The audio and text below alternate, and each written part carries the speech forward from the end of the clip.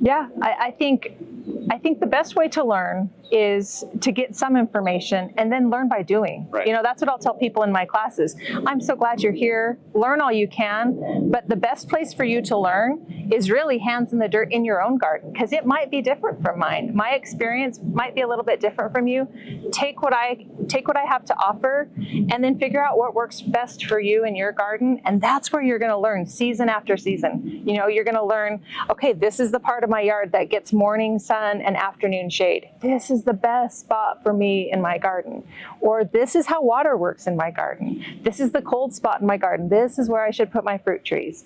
You know, or this is the hot spot in my yard. You know, I really need to think about, if I want to garden here, maybe in the summer I just do a cover crop and I don't try and grow vegetables there in the summer.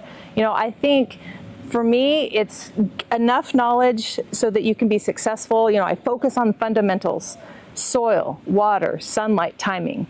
Everything I teach goes back to those 4 things, and then it's how you implement them in your yard.